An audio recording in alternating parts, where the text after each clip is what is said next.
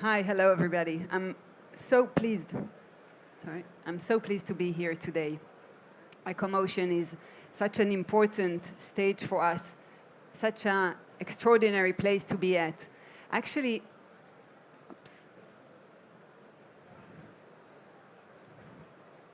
3 years ago, we decided to unveil for the first time our electric platform, modular, flat electric platform here on this stage.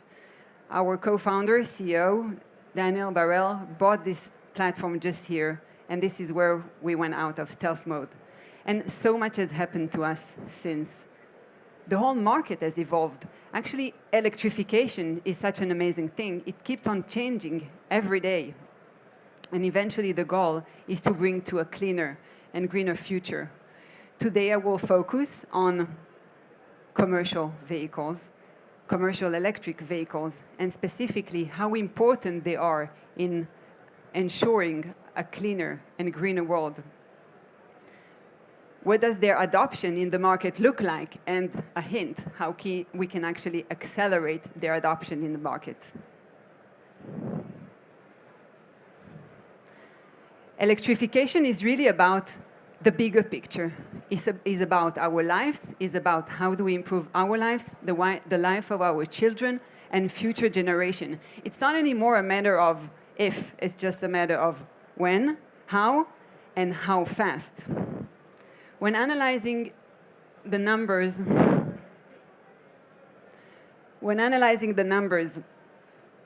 of that have an impact on clean world, we're looking at global CO2 emission. 20% of total global CO2 emission is from transportation. We look at reducing the emission of greenhouse gases with the goal of bringing it to a balance of 0. Out of transportation, 45% of the CO2 emission are generated from private cars and 30% from commercial vehicles. But one may say we see way fewer commercial vehicles on the road than private cars. And this further strengthens the importance of electrifying vehicles, commercial vehicles, and how these can bring to really ensure this revolution of electrification. In fact, the CO2 emission of one commercial vehicle is equal to approximately 48 private cars. And this is definitely a huge number. Moreover, commercial vehicles are really the backbone of our society. They are so predominant in our lives. It includes daily deliveries that we're all so familiar with. We became so much used to it, especially since COVID, but this trend keeps on growing and will continue to grow. COVID-19 was merely a catalyst to that. People's habits have changed, and so has the market growing significantly. Another element in here is shared mobility. If you are fond of shared mobility as much as I am, you would think that the growth of this segment will actually surpass way more any existing forecast of analysts in this market. People's habits have changed. Everybody wants to get somewhere in an efficient manner and faster. And we need to serve this need. So let's look at numbers. Again, I'm an economist, so I like looking at numbers. Let's look at the trend and what does the adoption of electric vehicles look like. Let's focus on 2040, only 18 years from now. The adoption of private cars is expected to be 71%.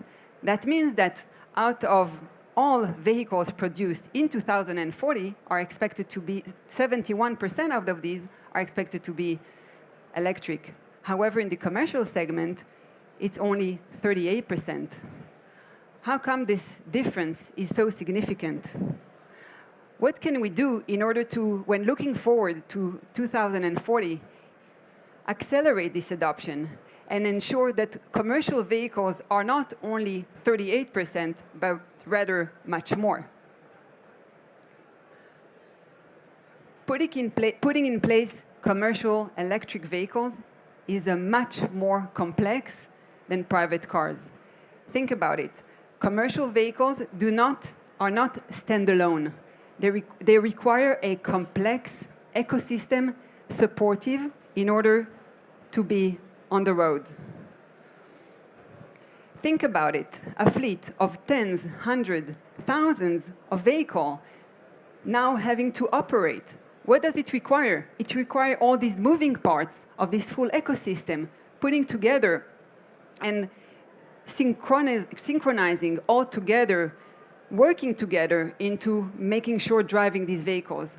Commercial vehicles have to be connected to the grid with strong power optimization. They need to be connected to data management. They need to be connected to mobile application, to future applications such as autonomous drive, and so much more. These commercial vehicles also have to have different shape, size, performance that are required in order to serve the needs of the customers. And this is a complex environment. Looking at this full ecosystem, we focus on the vehicle and what does it require in order to work.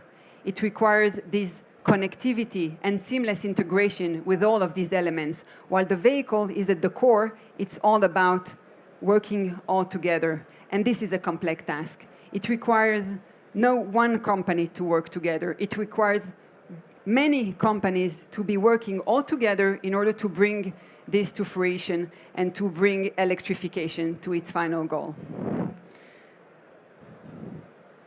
And this is what we've been doing at REE. For the past almost 10 years, we've looked at electrification differently. We've built a platform that is open, that has the ability to connect to all of these elements of ecosystem. Of course, incentives and government incentives are key to drive the electrification of commercial vehicles, but the complexity that we see is about having them all work together. REE's platform is a full-by-wire platform, drive-by-wire, steer-by-wire, brake-by-wire, with the inherent architecture ability to connect to so many elements, data management, telematics, charging infrastructure, and the likes. We met last week a very large transportation company, and they said, fine, we want to electrify commercial fleets, but what can we do? Our buildings are 70 and 80 years old. How do we ensure that when we have these vehicles, they will actually be able to connect to grid, have enough electrification? All of this has to be optimized in a clever way. Management needs to happen as well, fleet management. And this is the challenge. It's the challenge of making it all work together. During these years, we've also built quite a few partnerships in order to enable this revolution of electrifying commercial vehicles to happen. Companies such as Hitachi America for data management and infrastructure, energy infrastructure, other companies such as Morgan Olson, JB Poindexter, and Hino, Navia, Magna, and others, in order to provide to fleets the full solution. We've also built several platforms that will be the base for vehicle of different size, shape, dimension, performance, with the aim of giving a solution to what is required by fleets today. And here is a quick sneak about our technology.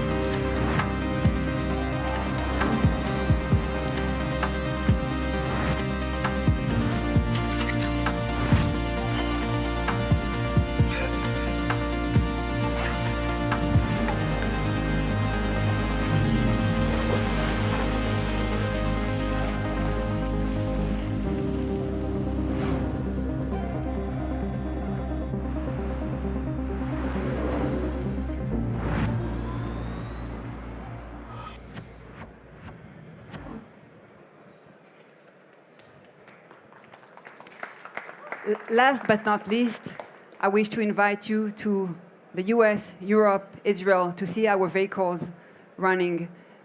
And actually also just outside of this hall, we brought for you to see our platform driving. Thank you very much.